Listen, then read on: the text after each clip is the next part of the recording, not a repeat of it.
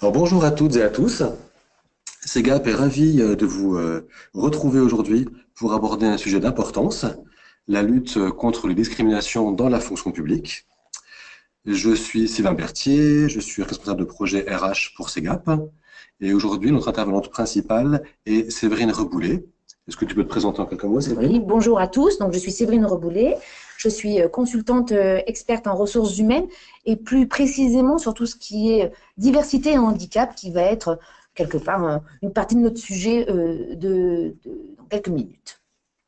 Alors, je vous donne quelques informations techniques, deux ou trois, avant de démarrer. Première information, à l'issue du webinaire, vous allez recevoir par mail le support du webinaire et également l'enregistrement audio de nos commentaires. Si vous souhaitez le télécharger auparavant, c'est possible. Vous l'avez également en pièce jointe dans le pavé de communication à droite de votre écran. Ensuite, pendant le webinaire, vous avez la possibilité de poser des questions, donc n'hésitez pas. Soit nous pourrons y répondre avec Séverine au fur et à mesure de la conférence, soit à la fin de la conférence, nous répondrons aux questions que vous avez posées. Et enfin, à trois moments au cours du webinaire, on va avoir un instant un peu plus convivial et interactif, puisqu'avec Séverine, on va vous poser une question. Vous pourrez y répondre en direct avec votre écran et visualiser en live les tendances des répondants qui nous permettront de voir un petit peu la maturité et les actions que vous avez commencé à engager sur la diversité et la lutte contre les discriminations. Alors, sans attendre, Séverine, quand on parle de discrimination et de lutte contre les discriminations, de quoi parle-t-on vraiment? Oui, en effet, nous allons parler de ce sujet car l'année 2016 et le début de l'année 2017 a été très riche en nouveaux textes venant préciser, pas forcément la discrimination en tant que telle, mais en tout cas venant apporter et affiner cette définition et qui a un impact fort pour la fonction publique, aussi bien en tant que gestionnaire de services publics, mais aussi en tant qu'employeur. Alors, sans attendre, commençons par si ce n'est le texte fondateur, mais en tout cas un des principaux éléments légaux, si l'on peut dire, en tout cas où on parle du côté fonctionnaire, puisqu'effectivement, si l'on parle de l'égalité des hommes et la non-discrimination, c'est beaucoup plus ancien, et on fera plutôt référence à la Déclaration des droits de l'homme. Mais si on devait parler de non-discrimination, de non-distinction fondatrice pour la fonction publique, ce serait cette loi du 13 juillet 1983 qui rappelle donc que la non-discrimination est vraiment un principe et qu'aucune distinction entre les agents doit être réalisée. Au-delà de ce point-là, de ce cadre réglementaire très global, les textes sont venus affiner cette définition avec des critères de discrimination. Nous nous serions vus il y a quelques mois en arrière, je vous aurais dit qu'il y avait 22 critères de discrimination. Et aujourd'hui, il y en a des supplémentaires et qui ont été rajoutés par des lois de 2016 et 2017. C'est pour ça que vous en voyez certains qui sont entourés plus précisément. En 2016 a été rajoutée la situation économique. On ne peut plus discriminer en raison de la situation économique. À quoi fait-on référence lorsque l'on parle de cela? C'est par exemple précisément lié aux personnes qui allaient voir le médecin, des médecins qui refusaient des personnes qui avaient la CMU uniquement. Donc on n'a pas le droit de discriminer par rapport à la situation économique. Autre modification, ou plutôt rajout, qui concerne la perte d'autonomie. En 2016, là c'était en lien plus précisément avec une personne qui considérait que son père était discriminé dans une maison de retraite suite à sa perte d'autonomie au sein de la maison de retraite. Je vous donne des exemples là qui ne sont pas ciblés employeurs, mais sachez que tous ces critères que vous voyez visuellement, génétique, religion, etc., sont vraiment aussi applicables dans le cadre de l'emploi. Une modification aussi en 2016, on ne parle plus d'identité sexuelle, c'est considéré comme discriminant, on parle d'identité de genre. C'est pas seulement jouer sur les mots, c'est véritablement considéré que les personnes transgenres c'est une identité en tant que telle, et parler d'identité sexuelle considérait philosophiquement que c'était un choix. C'est la raison pour laquelle le législateur est venu modifier les termes. Et ce début d'année 2017, trois nouveaux critères, les derniers datant du 1er mars, donc vous voyez, nous sommes à la pointe de l'actualité, et ces trois critères qui ont été rajoutés concernent la domiciliation bancaire, la capacité à s'exprimer dans une autre langue que le français et le bizutage, plutôt la discrimination liée au bizutage. Pour les deux premiers critères que je viens de vous citer, domiciliation bancaire et capacité à s'exprimer dans une autre langue que le français, c'est lié à la loi sur l'outre-mer, donc sur les ultramarins, du 1er mars, où il s'avère que cette population est discriminée en raison de ces deux points. Domiciliation bancaire, si on devait vous imager, vous donner un exemple, c'est lorsqu'on veut... certaines personnes ont été discriminées parce que leur domiciliation bancaire est en outre-mer, alors même que l'enseigne bancaire est la même en métropole, on leur refusait des crédits ou des logements sociaux. Capacité à s'exprimer dans une autre langue que le français, si vous ne le faisiez pas déjà, et j'espère que la réponse était oui, vous le faisiez, nous n'avons pas le droit de demander lors d'un entretien de recrutement si, par exemple, le français est une langue maternelle, ou si on parle bien français, et à quelle hauteur, etc., sauf si c'est une compétence explicitement exigée dans le cadre de l'emploi. Et refus de bizutage, bien entendu, tout le monde aura compris, c'est dans le cadre où une personne donc, est discriminée parce qu'elle a refusé de bisuter une autre personne. Et donc là, on parle plutôt dans le cadre de l'école. Donc voici les principaux critères de discrimination avec tous ceux que vous connaissez, hein, les plus traditionnels. J'ai envie de vous dire, ne retenez pas forcément les 25 critères, surtout que c'est amené à évoluer sans cesse. Le défenseur des droits, vous allez voir, je vais en parler, l'a encore évoqué, d'ici la fin de l'année 2017, on devrait peut-être arriver jusqu'à 30 critères. C'est notre particularité par rapport à l'Europe, puisque l'Europe considère qu'il y a moins de 10 critères principaux, et c'est quelque part ce que vous voyez dans la première ligne, religion, génétique, orientation sexuelle, ethnie, race, etc. Et aujourd'hui, le législateur français j'allais dire, va un petit peu trop loin, puisqu'à chaque situation particulière, considère que c'est une discrimination, certes justifiée, enfin, discrimination avérée, mais élève ce cas particulier en critère de discrimination. Bon, c'est une tendance un petit peu trop forte, mais bon, c'est ainsi, il faut en tenir compte.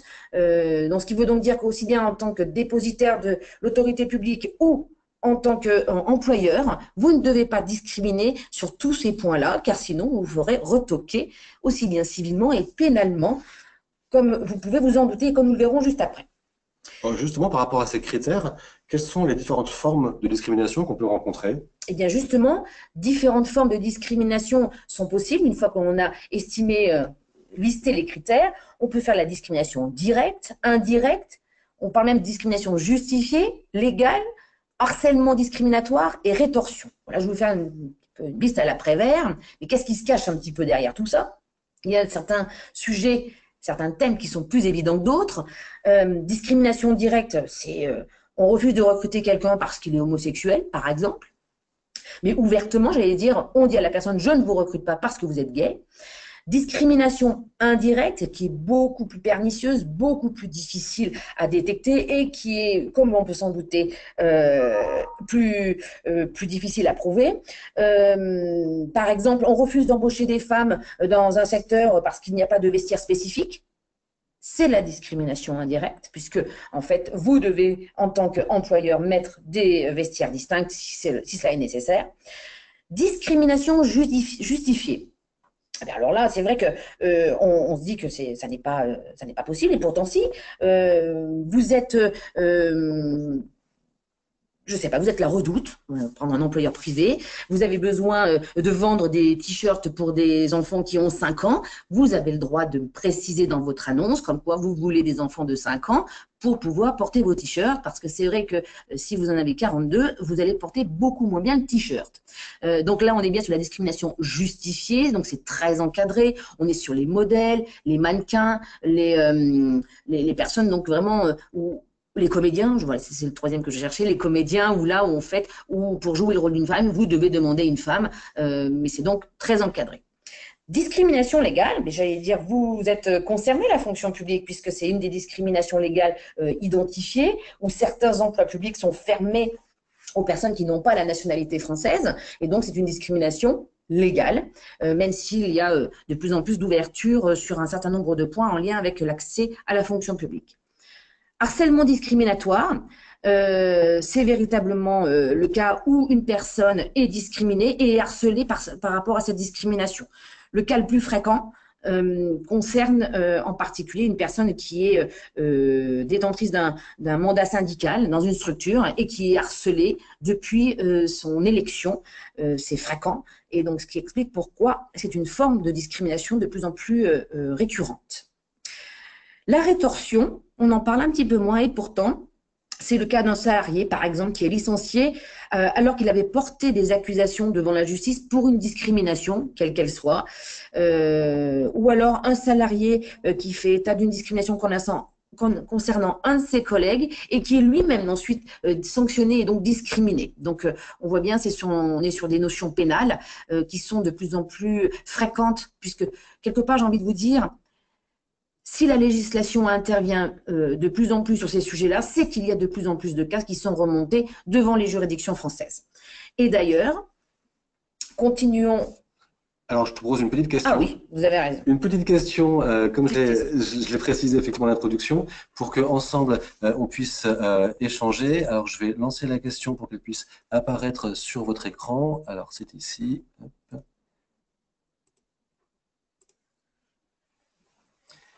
Voilà, donc la question est lancée, vous la voyez sous les yeux. Vos process RH sont-ils tracés pour apporter des éléments de réponse en cas d'accusation de discrimination? Donc là, on est sur les process RH par rapport à des employés ou des candidats. Est-ce que vous avez effectivement une traçabilité dans vos process RH? Est-ce que vous avez des formations, de la sensibilisation des collaborateurs sur ce sujet? Donc, je vois que les personnes commencent à répondre à ce sondage. Je vais laisser encore quelques secondes pour que tout le monde puisse y répondre. On est à la moitié des votants. N'hésitez pas du coup à cliquer directement sur votre écran pour répondre à la question. Voilà, donc je vais pouvoir fermer le sondage et le partager.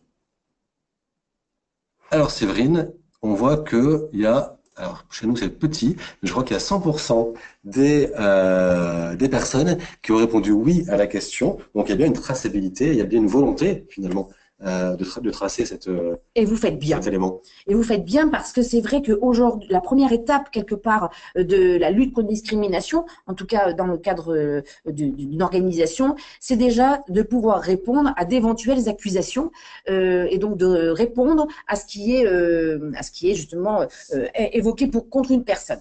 Puisque, et justement nous allons le voir tout de suite en lien, voici les risques encourus et ils sont somme toute importants. Nous devons distinguer personne physique, personne morale ou en tout cas organisation. C'est-à-dire que la sanction est peut-être double. D'abord, si vous êtes recruteur, sachez que si vous discriminez, même indirectement, comme nous avons vu les différentes formes de discrimination, vous risquez déjà, vous, à titre personnel, une peine jusqu'à 3 ans de prison et 45 000 € d'amende, peine qui peut être majorée dans le cadre des personnes qui sont dépositaires de l'autorité publique, jusqu'à 5 ans de prison et 75 000 € d'amende. Donc là, on parle bien de personnes physiques.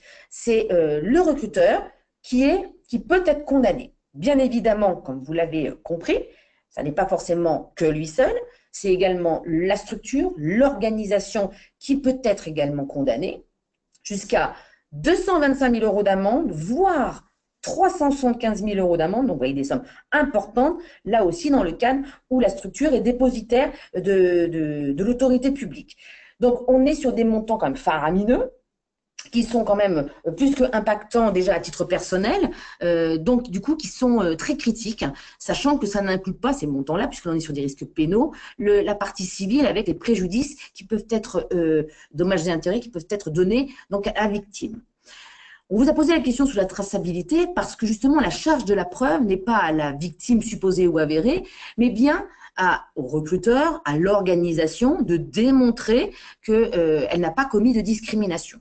Je m'explique, je vous donne un cas très, très concret. Imaginons, vous décidez de me recruter, et vous avez raison, je suis quelqu'un de charmant, même si vous ne me voyez pas.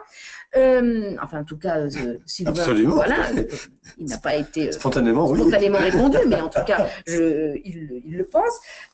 Vous décidez de me recruter, nous avons un entretien de recrutement ensemble, et vous décidez de ne pas me recruter.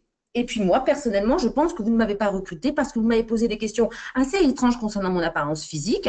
Et moi, j'ai le sentiment qu'en fait, le fait que je sois en surpoids vous pose problème. Et donc, du coup, je considère que vous m'avez discriminé sur ce point-là. Du coup, je vais faire un contentieux légitimement, parce on part du principe que je suis quelqu'un de procédurière.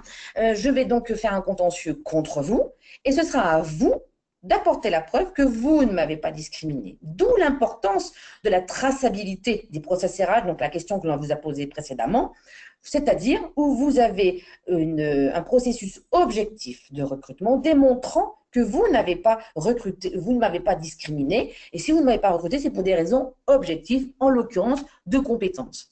Là, on parle du cas de recrutement, mais soyons plus larges, également dans le cadre du déroulement de carrière, puisqu'on va le voir juste après, c'est un point important de discrimination dans la fonction publique, c'est le déroulement de carrière, c'est être sûr que vous ne discriminez pas quelqu'un sur des faits tels que la grossesse ou autre, et pour cela, vos process RH doivent être carrés, tracés, précis, pour, dans un premier temps, lorsqu'on parle de discrimination, permettre de justifier que vous sécurisez vos process. Et c'est dans un deuxième temps qu'on peut aller éventuellement sur une politique de diversité améliorée.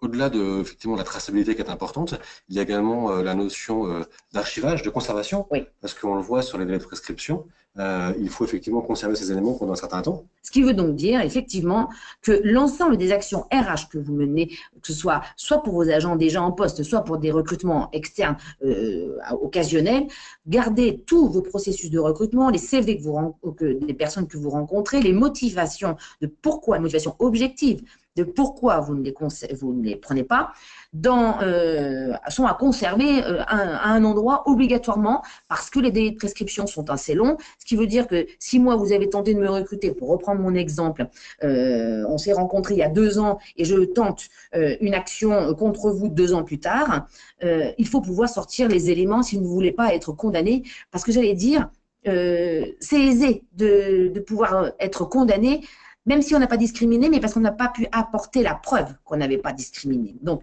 conservez bien tous les éléments, les justificatifs que vous pourriez avoir. On conseille, nous, d'établir même des tableaux, pas seulement de suivi, mais des tableaux des candidats que vous rencontrez avec les motivations à côté, les motifs qui expliquent quand vous ne recrutez pas, ou dans le cas des agents, durant le déroulement de carrière, comment vous arrivez à objectiver chaque décision de refus, soit de formation, soit de promotion en particulier. Différents acteurs interviennent, vous en doutez, par rapport à la lutte contre les discriminations. Ils sont importants parce que vous allez le voir juste après, je vais en zoomer sur l'un d'entre eux. Les acteurs sont internes et externes. Et pour la partie les acteurs internes, ce sont tous les acteurs que vous pouvez avoir dans votre organisation et qui interviennent, qui accompagnent soit pour sanctionner la personne qui a discriminé, soit pour accompagner la personne qui se sent discriminée. Donc, on est bien aussi bien sur les délégués du personnel, les organisations syndicales, les services de ressources humaines. Si vous avez un référent diversité, handicap qui peut intervenir, les services de médecine de prévention, ce sont les premiers acteurs internes qui sont informés d'éventuelles discriminations dans la structure. Le CHSCT et voire même d'autres structures qui sont un peu plus spécialisées pour le secteur public, des grandes organisations telles que le Commissariat général de l'égalité des territoires, etc., qui peut être informé de d'autres sujets. Et sinon, en externe, nous avons bien sûr l'inspection du travail qui doit être un peu moins intervenir, le défenseur des droits, anciennement la HALD, je vais juste en parler après, des associations de lutte contre les discriminations, on pense à la LICRA et autres, mais il faut savoir qu'aujourd'hui, depuis la dernière loi sur la justice, la modernisation de la justice du XXIe siècle, ils ont le droit d'ester en justice au titre d'une association et donc d'accompagner un agent ou d'accompagner donc quelqu'un qui a été refusé au recrutement. de les accompagner juridiquement et donc d'essayer en justice contre vous, tout simplement, le cas échéant, puisqu'en fait, ils n'avaient pas cette possibilité-là, et ça y est, ça leur est proposé, enfin plus que proposé, autorisé par la dernière loi de modernisation de la justice.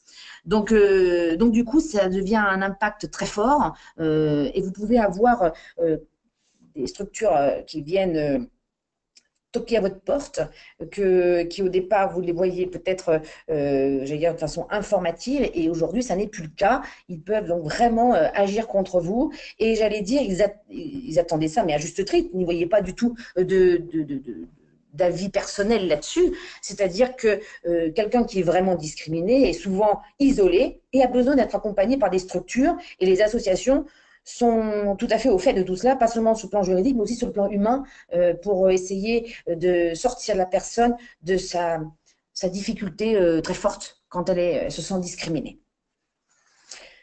Justement, le défenseur des droits. Le défenseur des droits, c'est anciennement la HALDE. Peut-être vous connaissez mieux ce nom-là. Depuis 2011, c'est le défenseur des droits. Actuellement, le patron du défenseur des droits, c'est Jacques Toubon.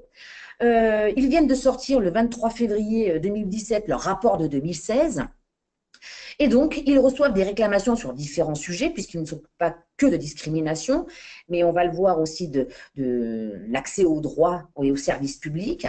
Ils ont reçu en 2016 plus de 86 000 réclamations, ce qui est en forte hausse par rapport à l'année 2015, où vous en avez reçu 74 000. Donc, vous voyez, nous sommes sur une progression forte, pas seulement parce que la société française est une société qui s'américanise, si je puis dire, en étant de plus en plus procédurière, mais en tout cas, aujourd'hui, les gens sont de plus en plus en accord avec eux-mêmes et décident de porter plus haut lorsqu'ils ne sont pas satisfaits de quelque chose. Alors, vous savez comme moi, hein, une fois j'ai dit ça, ça peut partir des fois dans tous les sens, mais parfois c'est comme moi aussi à juste titre.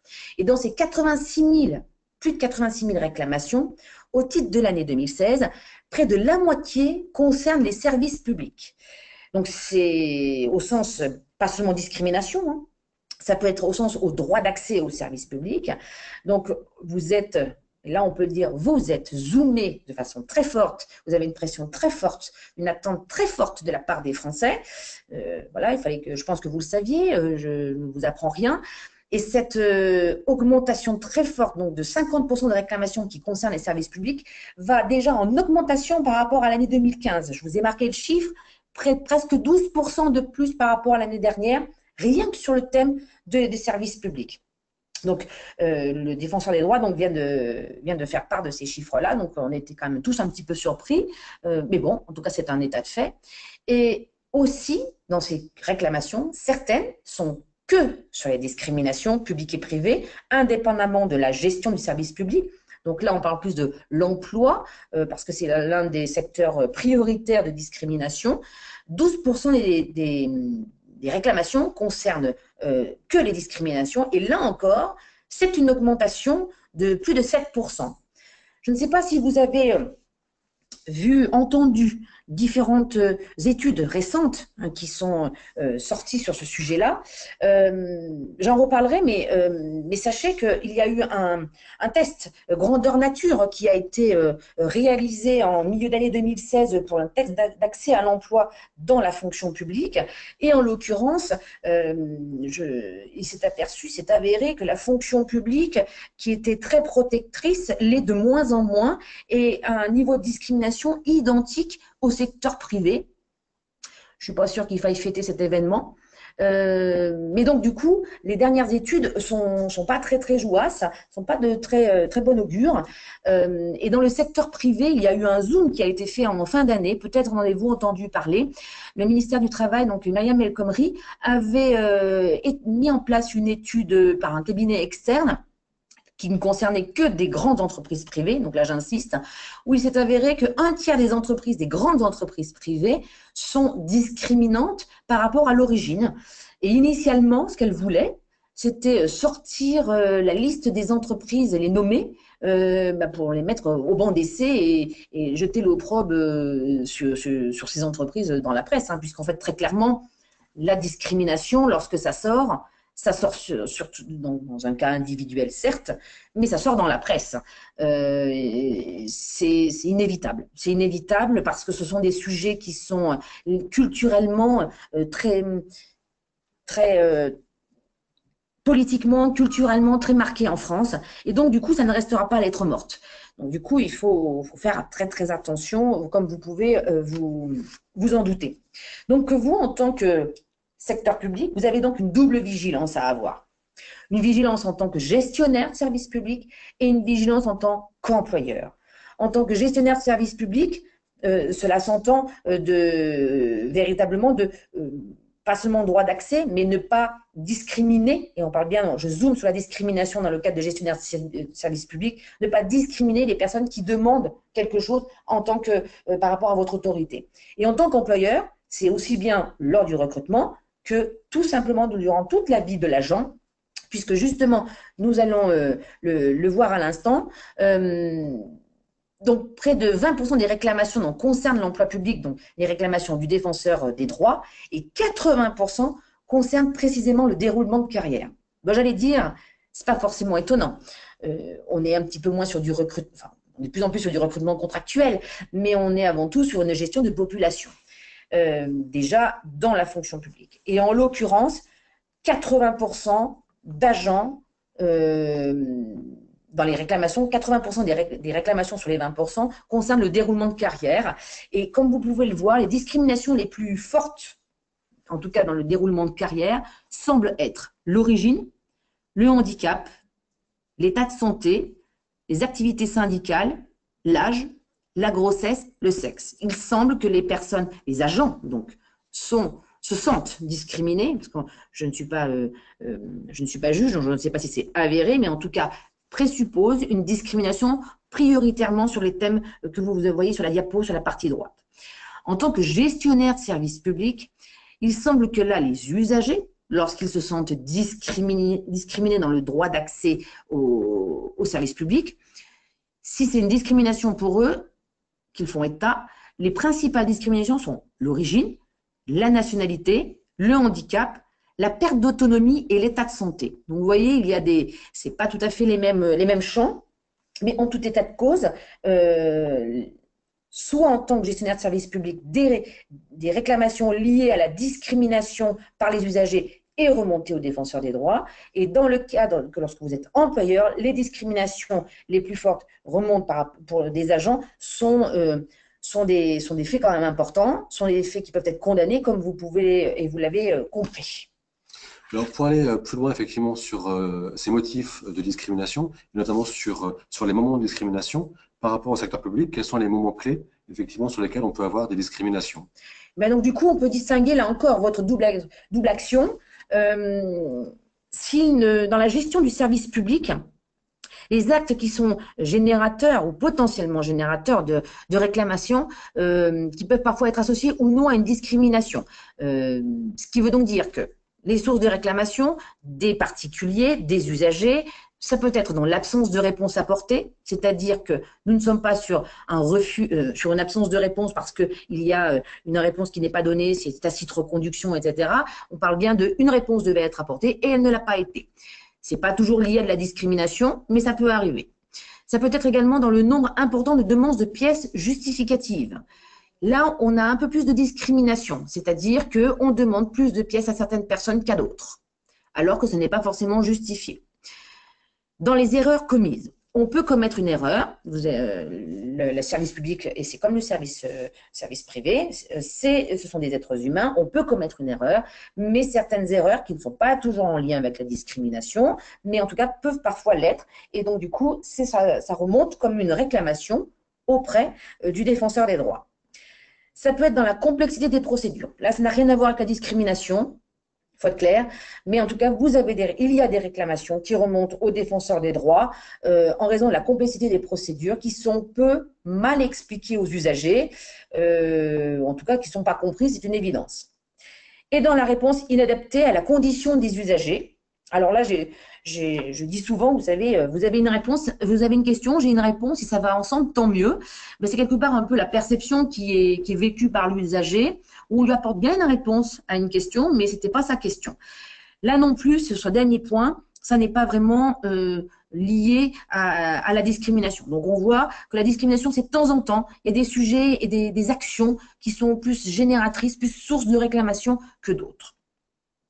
Les thèmes principaux sur lesquels il y a des réclamations et de la discrimination pour certains d'entre eux, cela concerne les aides sociales, le handicap, le thème de la fiscalité, le thème de l'accès aux services, l'accès aux subventions, les papiers d'identité, le logement social, le droit des étrangers et le droit des détenus. Dans ces principaux thèmes que l'on a mis qui sont sources de réclamation, la moitié d'entre eux sont liés à de la discrimination. Quand je dis ça, c'est-à-dire que la fiscalité, il n'y a pas forcément de discrimination sur ce point-là. Il peut y avoir des erreurs, il peut y avoir il n'y a pas de réponse apportée, etc., mais il n'y a pas de discrimination. Cependant, ce qui est vrai pour la fiscalité, dans le logement social, là, on est sur un thème qui est générateur très fort, pas seulement de réclamation, mais de réclamation en lien avec la discrimination. On m'a refusé un logement social parce que je suis une femme avec des enfants et c'est une femme célibataire. Je dis n'importe quoi. Voilà, on est sur des thèmes qui sont plus source non seulement de réclamation, mais également de discrimination. Donc là, on l'a vu, on était plutôt sur le thème des missions de service public. Exactement. Si on regarde au niveau de l'employeur public, quels sont les motifs et les moments clés, effectivement, pour être vigilant? Alors, une fois que vous avez votre mission de gestion de service public, vous avez en plus votre casquette, que vous pouvez tenir dans l'autre sens, qui concerne l'emploi.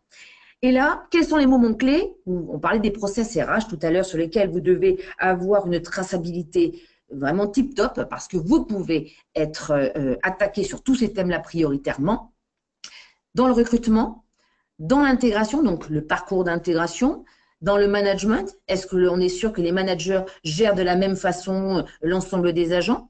Dans le déroulement de carrière, on a vu que justement, il semblerait que ce soit dans ce cas-là où les personnes n'ont pas un déroulement identique en fonction de leur situation. Donc, déroulement s'entend principalement formation, promotion, mobilité. Dans le dialogue social, cela s'entend, est-ce que j'ai une égalité de traitement si je suis syndiqué ou pas? Et dans les conditions de travail, est-ce que je propose bien à un poste égal les mêmes conditions de travail? Ce sont tous les moments clés où il y a lieu d'être très vigilant, non seulement sur la discrimination, mais surtout dans la traçabilité de ce qui est réalisé, parce que c'est là-dessus, sur ces points-là, que vous pourrez être attaqué juridiquement. Sachez d'ailleurs que sur le premier point dans le recrutement, une nouvelle loi donc, du 27 janvier 2017, donc toute récente, la loi égalité et citoyenneté, et vous allez voir, on va en reparler, oblige le secteur privé, donc vous n'êtes pas concerné, oblige le secteur privé et pour les entreprises de plus de 300 salariés à former les recruteurs aux recruter sans discriminer. Donc, on voit bien qu'il faut une vigilance forte, puisque la première étape, c'est le recrutement, et que les managers doivent être, les recruteurs d'une part, et ensuite les managers doivent être formés à pas seulement qu'est-ce que la discrimination et comment je dois l'éviter, mais comment je dois manager en toute équité mes équipes, pour déjà, le bien-être de tout le monde, parce que ça permet des bonnes conditions de travail, mais surtout pour éviter tout risque à la collectivité, à l'organisation à laquelle j'appartiens. Alors, ça nous amène effectivement, Séverine, à notre deuxième question, que je vais tout de suite partager avec vous.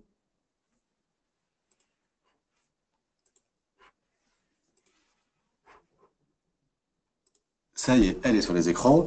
Avez-vous formé les managers de proximité, à la non-discrimination et à la prise en compte de la diversité dans leurs actes de management quotidien, comme le précisait Séverine juste avant? Est-ce que les managers sont sensibilisés? Est-ce qu'ils sont formés, effectivement? Est-ce qu'ils connaissent l'ensemble des critères de discrimination et les points de vigilance à chaque étape de la carrière de leurs collaborateurs? Alors, là, on est sur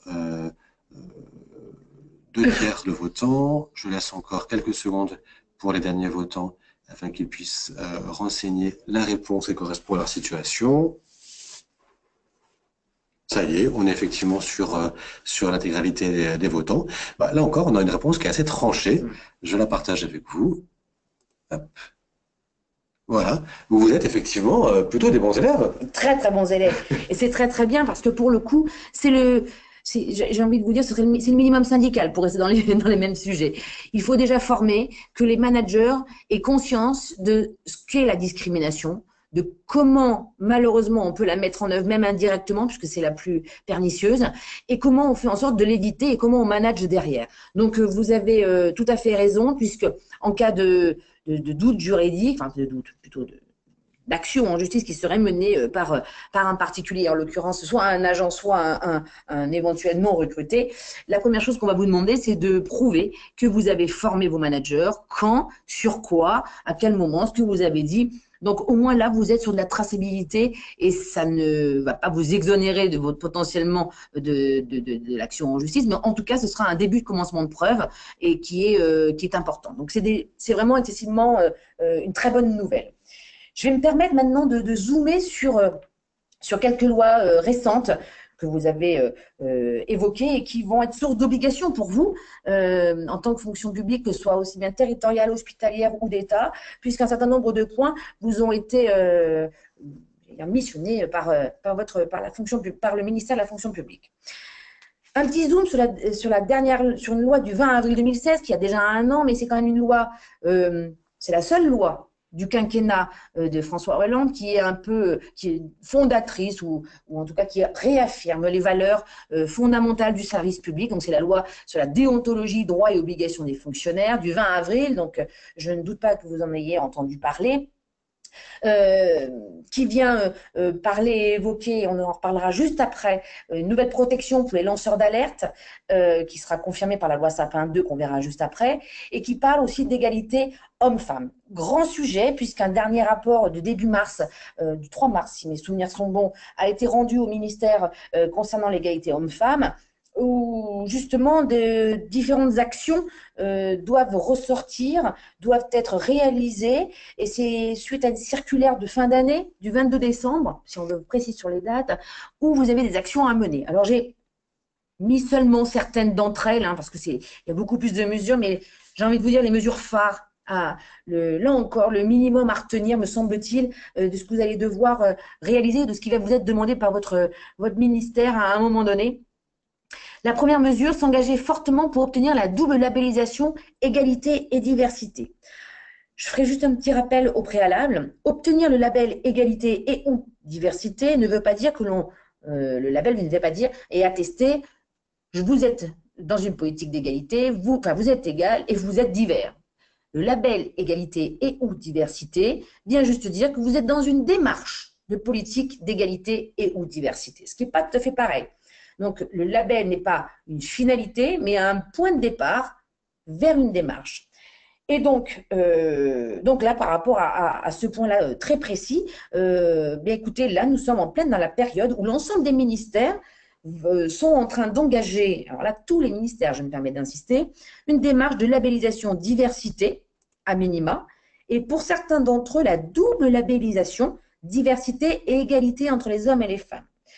Et comme vous l'avez compris, si ça commence par les ministères, l'étape suivante, donc je pense qu'il sera plutôt l'année prochaine, ce sera aux collectivités, en tout cas en décentralisé, prenons pas le mot collectivité, la décentralisation, qu'elle soit d'État, hospitalière ou territoriale, ce sera justement que vous aussi, vous puissiez vous mettre en conformité avec ce vœu-là de label diversité et ou d'égalité.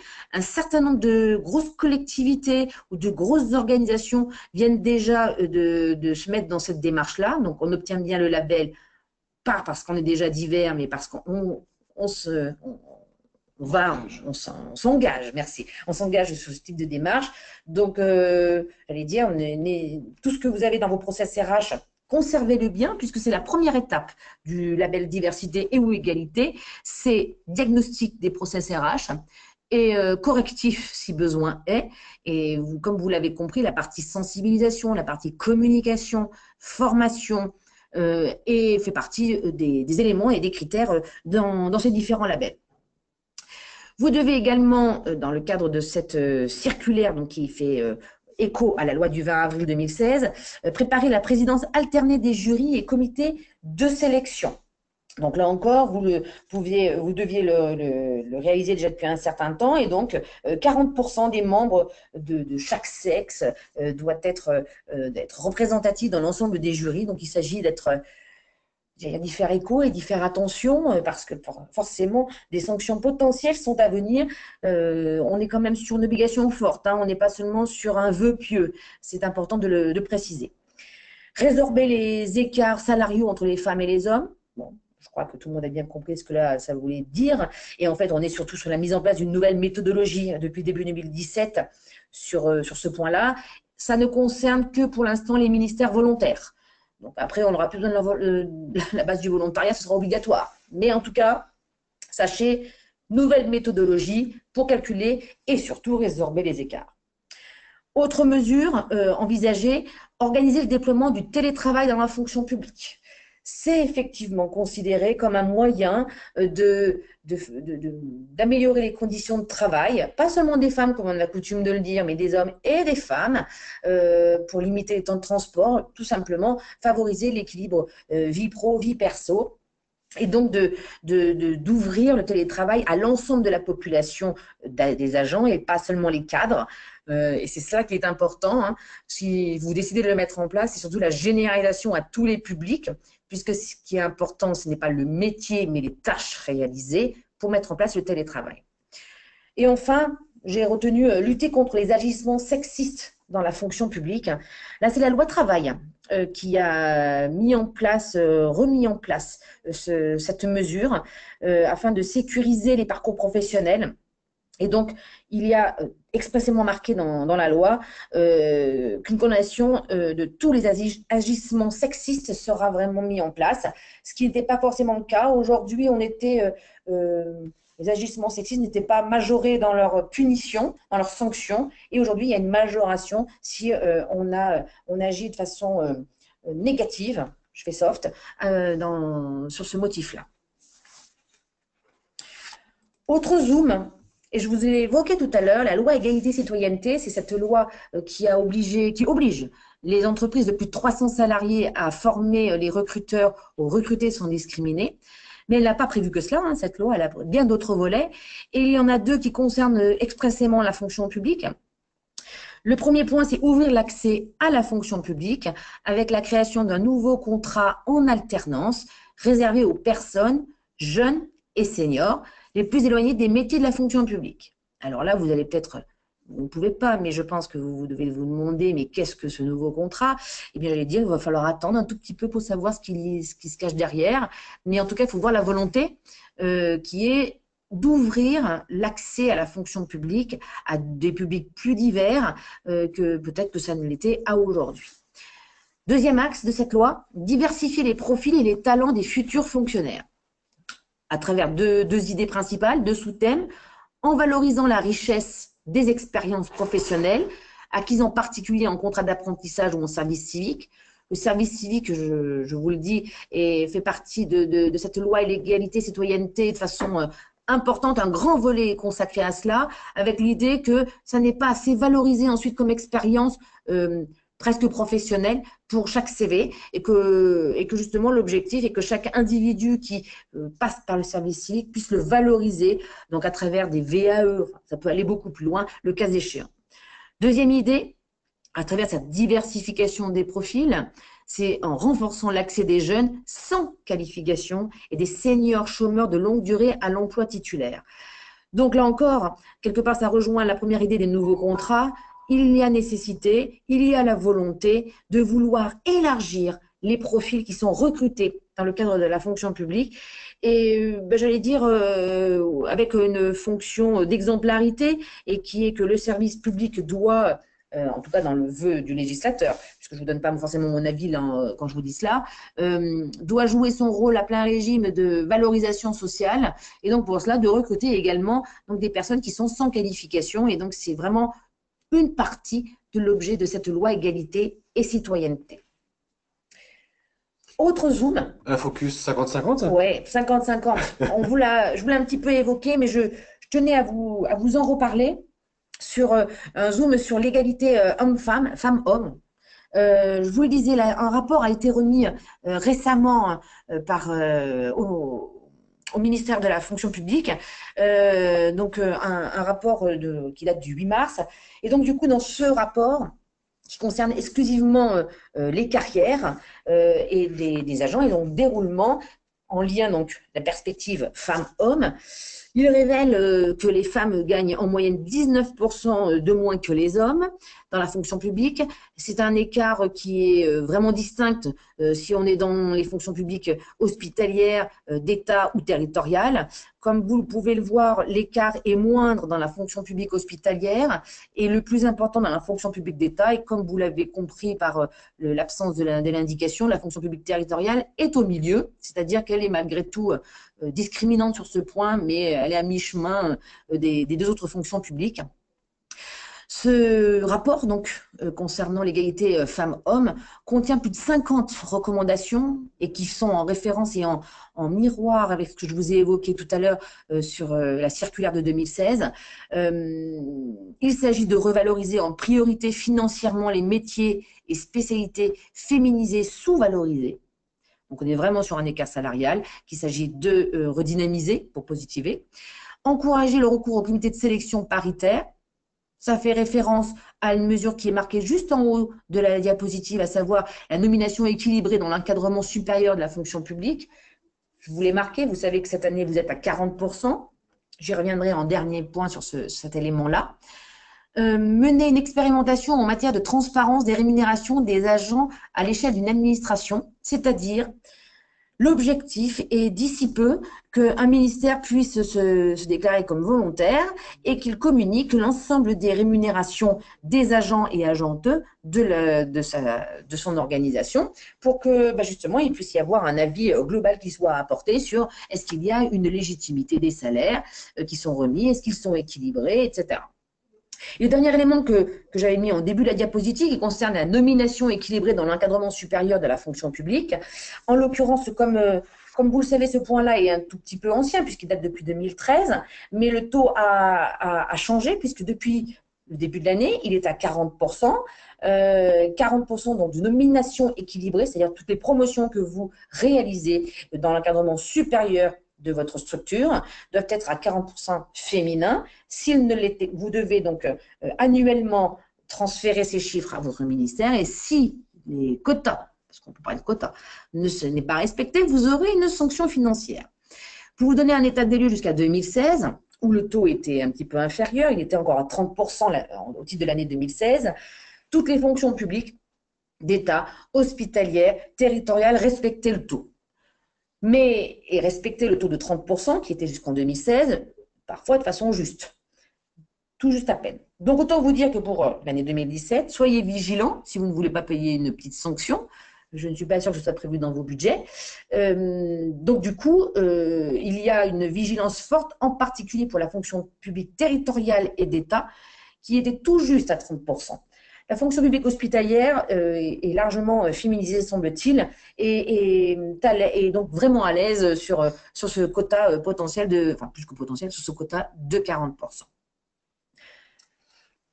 Un dernier texte par rapport aux lanceurs d'alerte et au fait effectivement de ne pas discriminer les lanceurs d'alerte.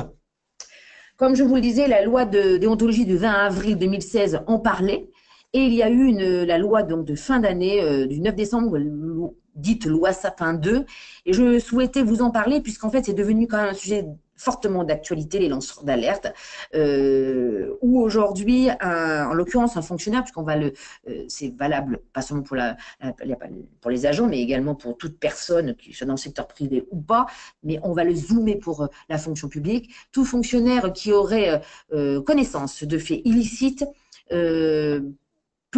doit en informer son manager et, le cas échéant, l'autorité plus haute, en l'occurrence le défenseur des droits, et cette personne, ce fonctionnaire, sera protégé. Cette loi vient donc à la fois définir plus précisément la notion de lanceur d'alerte, mais également d'apporter une protection forte. Si je suis agent et que je viens avoir connaissance de faits illicites, et que j'en ai parlé à mon manager n'a pas bougé, n'a rien dit, n'a rien fait, et que je vais porter l'affaire au défenseur des droits, la protection juridique, on ne pourra pas me virer, on ne pourra pas me sanctionner, on ne pourra absolument rien faire contre moi, je serai protégé en tant que lanceur d'alerte. Ça me paraît important. Je pense, à titre personnel, qu'il y a un certain nombre d'actions qui risquent d'arriver à plus ou moins longue échéance sur ce sujet-là. On voit bien qu'on est dans une moralisation, pour faire écho avec ce qui se passe en ce moment, une moralisation de la vie publique. Il n'y a donc pas de raison que les lanceurs d'alerte, il n'y en ait pas davantage, aussi bien dans le secteur privé d'ailleurs que dans le secteur public, dans les semaines, mois à venir. Alors, Séverine, la non-discrimination, est-ce que c'est plutôt une question de gestion de ce risque ou est-ce que c'est également une opportunité sociétale et une opportunité de management? Tu as tout à fait raison. Là, je vous ai parlé et je vous ai fait peur. C'est volontaire. Vous êtes restés, je vous en remercie malgré tout. Parce que c'est vrai que lorsqu'on parle de diversité et de discrimination, on est vraiment en deux temps. Le premier temps, on sécurise tout. On sécurise, on est certain de ce que l'on fait, des pratiques que l'on a mis en place, elles sont validées, elles sont assurées. Quelque part, c'est le label diversité et ou égalité qui peut vous aider à ça. Deuxième étape, c'est je considère que la diversité peut être un moyen de valoriser mon organisation, d'augmenter ma performance, parce que également dans le secteur public, on parle de performance de l'organisation, et donc de mieux gérer les relations humaines, de mieux gérer les compétences que je peux avoir dans ma structure. Donc, on n'est pas que dans la partie négative, on gère le risque. Une fois qu'on a les process sécurisés, on passe à l'étape supplémentaire de valorisation et d'optimisation des actions en lien avec la diversité. Ce qui m'amène à une question, non? Ah non, avant la question, il y a quelque chose, pardon, vas-y. Justement, quand on vous dit de valoriser la diversité, qui est la deuxième axe de travail, comment peut-on le faire? Bon, on peut le faire de différentes façons, il y a certaines choses que vous avez déjà mises en place. Former, informer. Former, on voit bien, sur les sujets que ce soit le handicap, l'égalité homme-femme, la lutte contre les discriminations, que ce soit dans le recrutement, le déroulement de carrière, etc. Ça peut être aussi informer, c'est-à-dire utiliser les supports que vous avez dans votre structure pour parler de ces sujets-là. On ne peut pas considérer que lorsqu'on a été formé une fois, cela suffit. Il faut ensuite organiser la communication, pas à travers de nouveaux supports, mais en tout cas des supports déjà existants. Sensibiliser, c'est-à-dire utiliser les réunions de service, donner de l'information à vos managers sur ce qu'ils peuvent dire, comment ils doivent le dire, pour essayer de les tenir informés, tout simplement, pourquoi pas des actualités jurisprudentielles, ou alors des actualités, je ne sais pas, d'un événement qui pourrait se passer dans la structure dont vous avez connaissance. Il s'agit de profiter des moments où il y a une communauté d'agents pour parler de ce sujet-là, pour montrer que l'organisme que vous êtes est impliqué dans ce sujet-là. Communiquer, donc on vient de le dire, donc l'intranet, les journaux internes, via le bulletin de salaire, pourquoi pas. Les organisations syndicales sont aussi un excellent vecteur pour communiquer. Il faut aussi travailler avec elles sur ces thèmes-là. Sanctionner.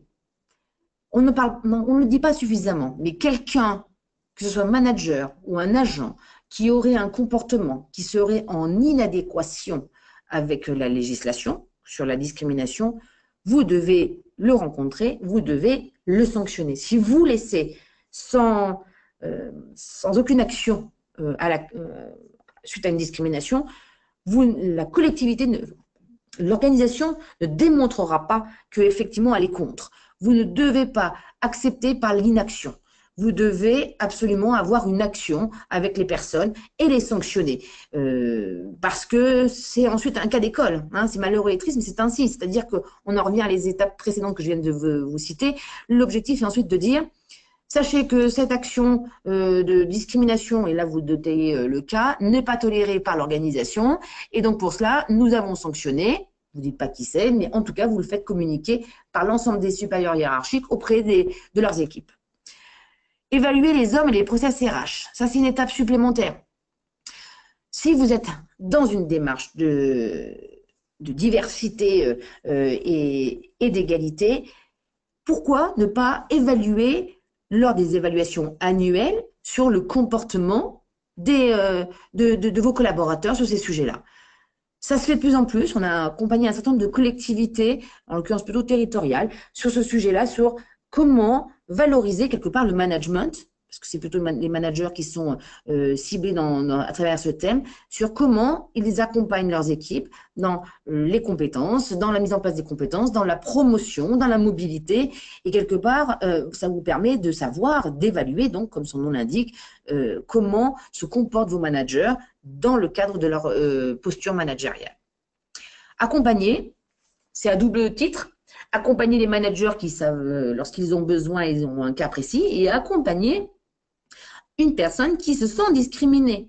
Ce qui veut donc dire que pour accompagner, vous devez avoir des process d'enquête interne.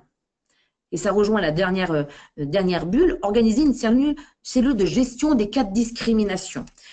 En toute objectivité, si vous m'avez recruté à un moment donné enfin plutôt j'ai réussi un concours et je suis un agent de votre organisation, je me sens discriminée par rapport à quelque chose. Si je vais voir la RH pour pouvoir dire je me sens discriminée, c'est bien que la RH se prenne ce sujet à bras-le-corps, mais c'est encore mieux si elle a mis en place une structure interne, informelle, qui va enquêter sur ce cas-là pour on soit en toute impartialité et objectivation de la situation.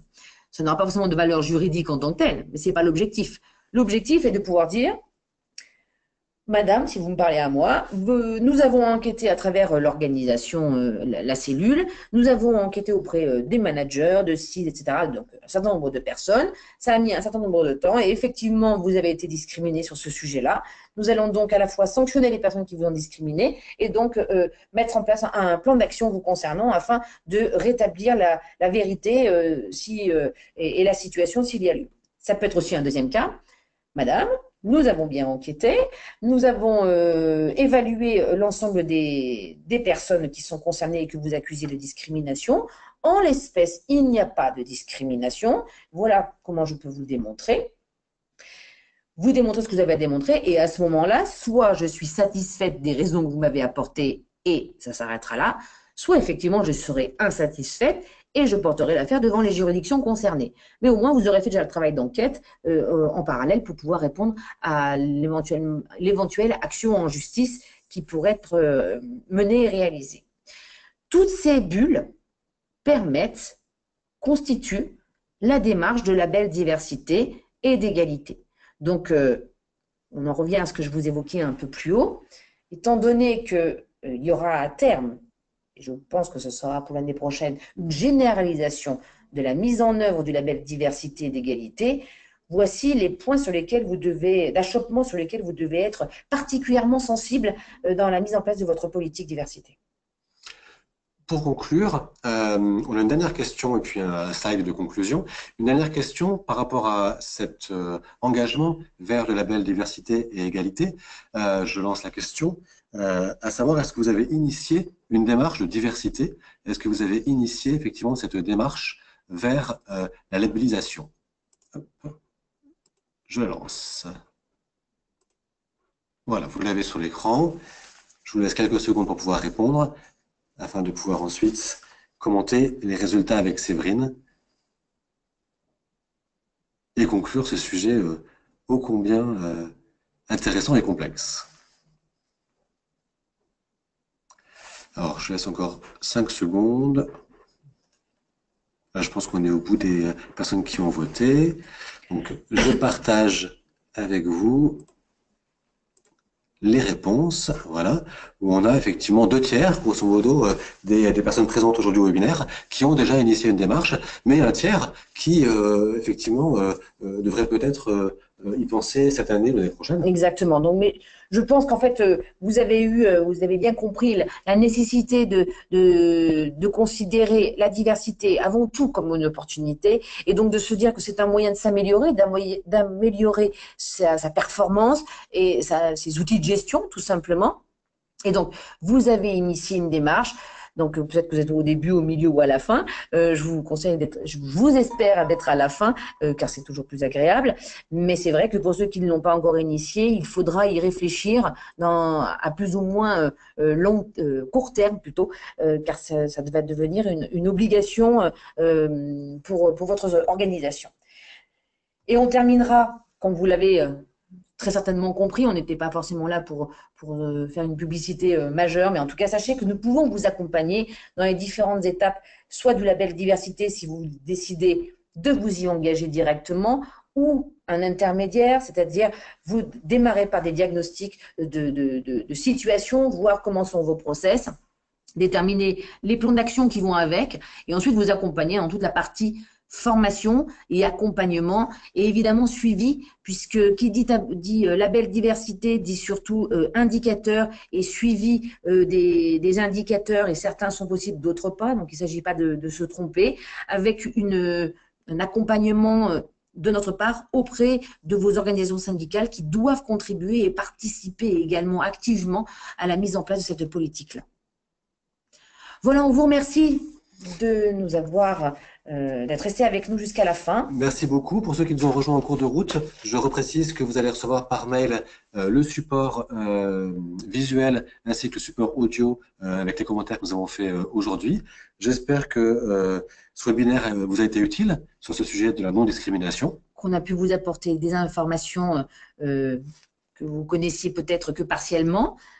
Et puis sachez que si vous voulez effectivement nous rencontrer ou avoir des informations complémentaires par rapport à ce sujet, n'hésitez pas à solliciter une rencontre via le site internet de CEGAP, un formulaire de mise en contact, pour qu'on puisse approfondir, peut-être par rapport à votre situation particulière, ces sujets-là. Merci beaucoup. Merci à vous. Très bonne journée. Très bonne journée. À très bientôt.